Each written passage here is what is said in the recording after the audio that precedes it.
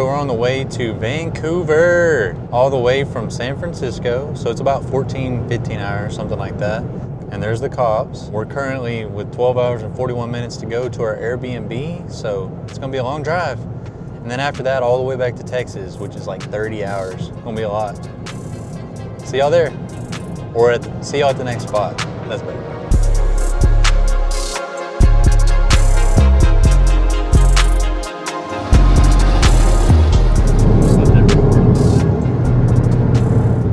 We started our long journey passing through Shasta Trinity National Forest, which took my breath away. After that, all the way through Portland, we saw some crazy views and crazy people, and finally to Seattle, Washington.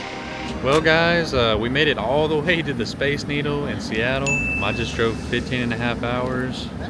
Totally worth it though. But anyways, I got some cool drone footage coming up. Yeah.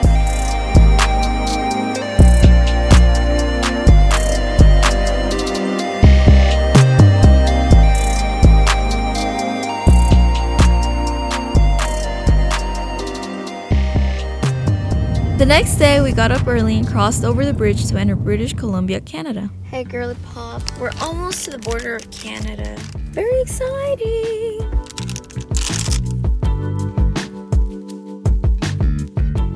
Hello. How many? Just two. Do you want on your side window? When did you leave Texas? Last Saturday, the 29th. We went to Vegas, California, all the way up. Is it just for a road trip? Yeah. Awesome, thank you. What exact day did you leave? I don't know. We did it! We did it! We did it! Once we finally made it through, I realized how similar Canada is to the US, but something about it seemed a little different. Just couldn't put my finger on it.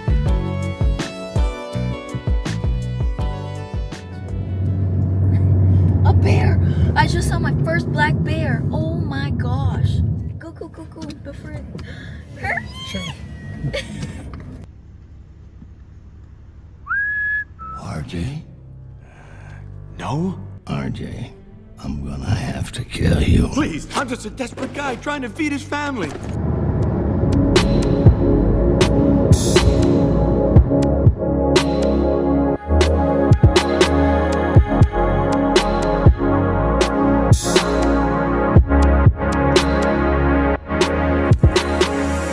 Freaking Vancouver is awesome. The people, a lot of culture. We went to this mall. Honestly, it reminds me of when I was a kid. Very nostalgic. People were actually playing and doing stuff like kids. There was kids playing in the arcade. I've never seen kids play anymore. No kids and tablets or nothing like that. So we found this restaurant and it was really cool. I got ramen, it was delicious, and he got fried rice. And it was authentic, 100% authentic, you can tell. It was fire.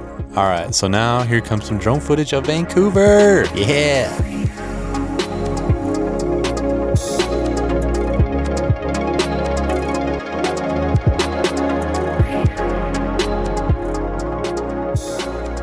First established as Granville in 1870 and later incorporated as Vancouver in 1886. A city shaped by deep Indigenous history and transformed into one of Canada's most diverse and vibrant urban centers. Its location along the Salish Sea and its dramatic mountain backdrop make it one of the most visually striking cities in North America. The Vancouver skyline was truly amazing, made me think of the Miami from the north. I can say that it's one of the most beautiful places I've ever seen.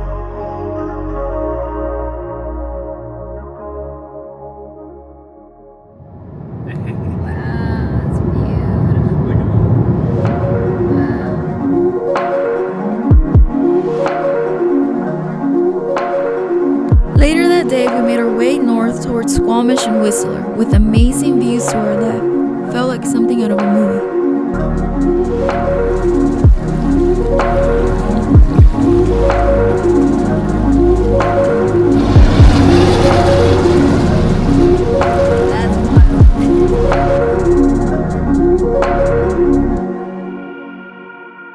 Whistler's story began in 1914, when Myrtle and Alex Phillips settled the valley and opened a fishing lodge that drew early adventurers into the Coast Mountains. The area's breathtaking terrain inspired a bigger dream in the 1960s to create a world-class ski destination capable of hosting the Winter Olympics, eventually transforming Whistler into the gorgeous season resort it is today.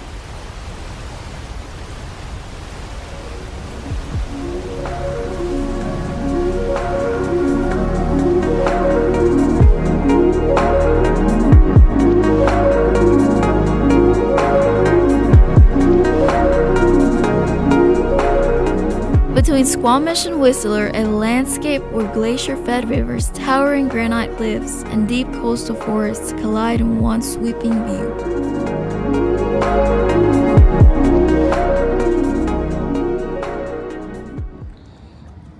Dollarama. Never been here.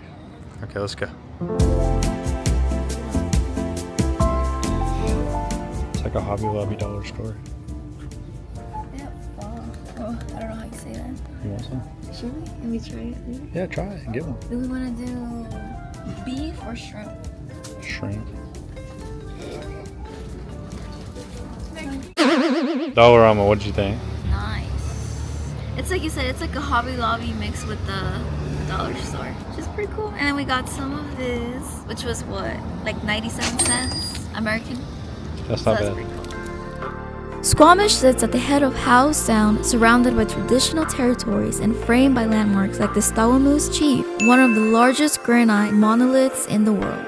Its name, meaning Mother of the Wind, reflects the powerful coastal winds that define the region. Today, Squamish thrives as a hub for outdoor adventure, rock climbing, hiking, mountain biking, and water sports, while also serving as a cultural gateway between Vancouver and Whistler.